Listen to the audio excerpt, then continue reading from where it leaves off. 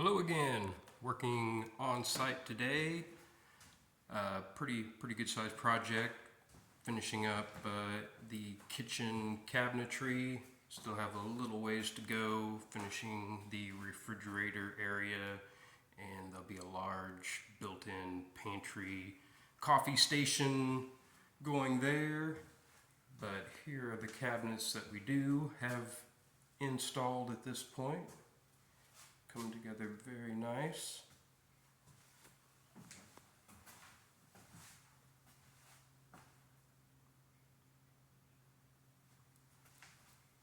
And then back here we have the butler's pantry.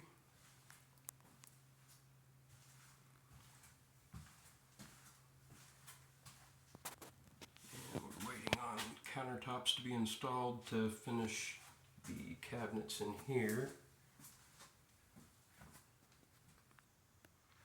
Here is one of the bathroom vanities that we have installed. Be finishing up the fronts on that. And here is the master bathroom. And this is the vanity, all walnut on this one.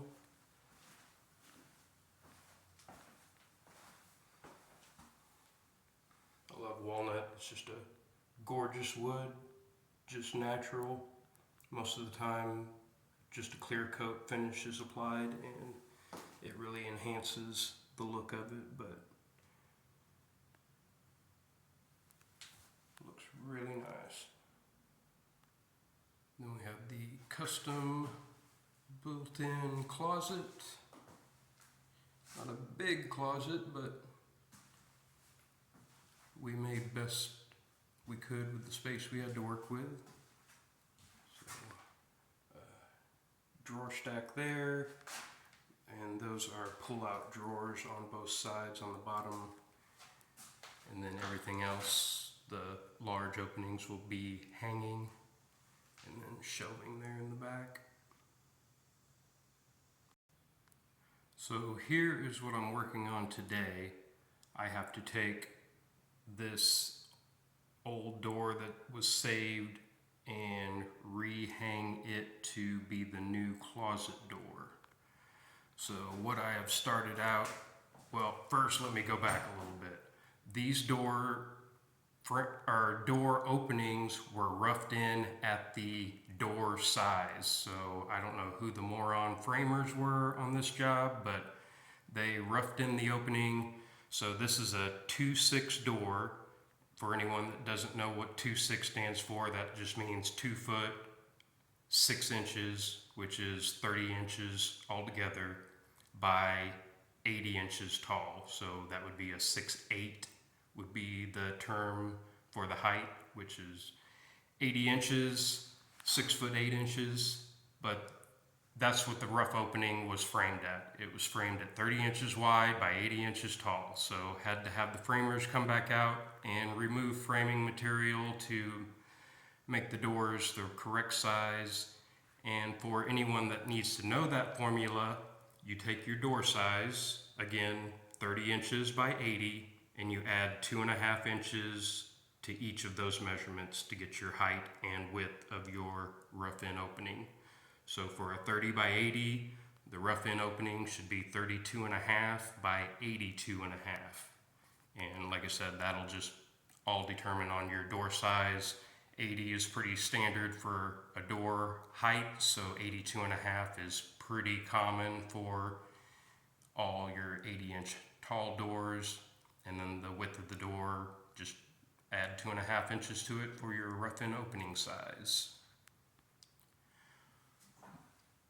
In this room, I have an existing door that I will be matching height on.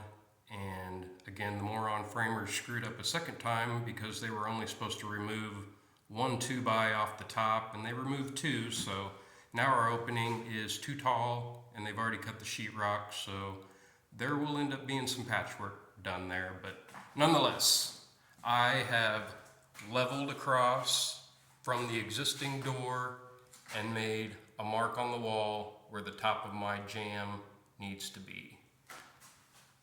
And this is standard 2x4 wall with 1/2-inch sheetrock on both sides. When you buy pre-made jamb material, it's going to come pre-cut to that width.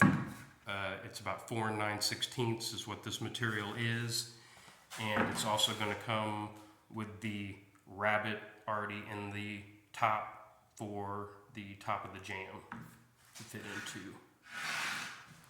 So where I've made my mark, these are just a little bit tall. So what I am going to do is take this, flip it over, put the top side on the floor, and then that'll make it easy for me to line this up and mark that. Sorry, that got a little blurry there. So I know right where that is.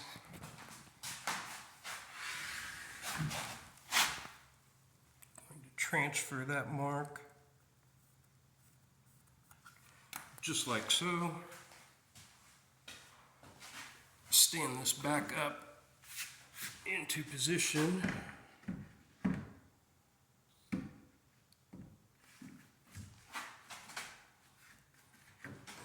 Flush it up with our wall all the way up.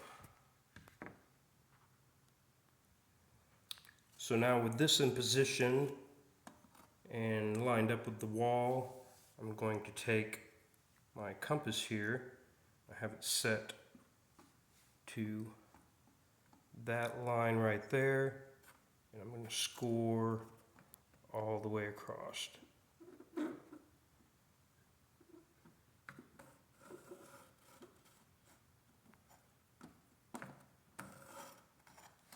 And so that's going to follow the contour of the floor and make sure that our jamb is sitting nice and tight on the floor.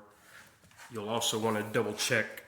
This is a new wall, so it technically should be plumb, but you always want to check and just make sure your jamb is nice and plumb when you're making your line on the bottom. So I just finished cutting our piece here. As you can see, it's got some contours to it, so the floor is not perfectly flat. In this case, I use a jigsaw usually to cut those off so that I can follow that contour and ensure that our jamb's going to sit nice and tight on the floor. Next, since we're working with an existing door, it already has mortise for hinges. This particular door only has 2 hinges. So we're going to take our jamb material, we're going to set it on the door. This is the side that needs to be mortise to match. We're going to slide this up in there until we have our 1/8" reveal at the top. And then we're going to take a pencil and we're going to mark at each top and bottom location where those hinges are so that we can mortise the jamb to match. The next thing you're going to want to check is how deep the mortise is on the door, and this one goes in 1 1/8". So we're going to need to mark 1 1/8" on our jamb piece for how deep the mortise goes on that hinge. I have marked out the 1 1/8", and then I lined up the top and bottom with this hinge that I'm using and put a couple of screws in there to hold it in place. Then you want to take your utility knife, there we go, and you want to score nice and deep all the way around the perimeter of this hinge. And that's going to give you your routing line when you set up your router to cut the mortise. After removing the hinge, it's going to look something like this. and I usually go around it another time or two with the utility knife to make that score even deeper. It's going to make it cut out that much easier when you're done with the routering process. This is the router I'm going to be using for cutting the mortises. It just has a standard 3/4 inch straight bit in it, and you want to make sure that the depth of that is set to the thickness of your hinge. We want our hinge to be flush with the jamb once it's fit into the mortise. Okay, now for the fun part.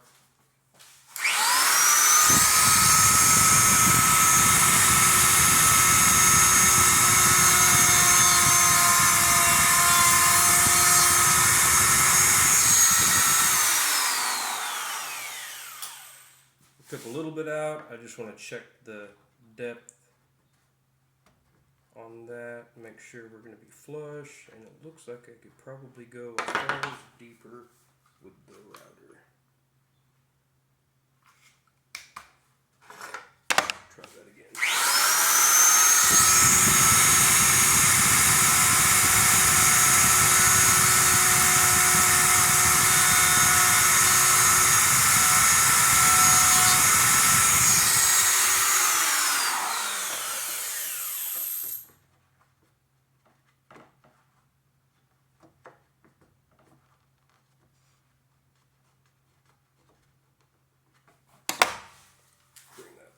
Just a little bit.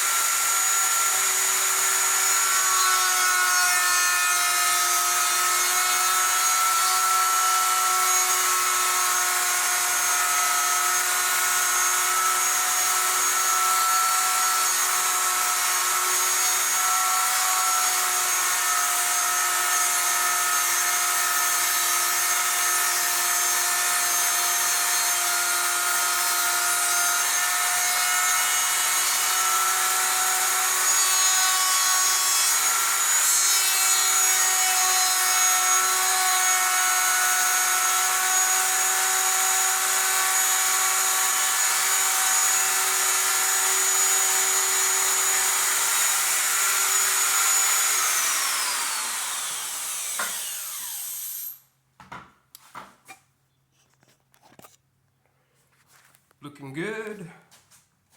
So, very important not to go past your score line that you made with your utility knife. You can always go back with your utility knife and basically just score that right across the bottom. And that stuff will just break right on out of there, and you'll have a nice clean mortise for your hinge to fit in.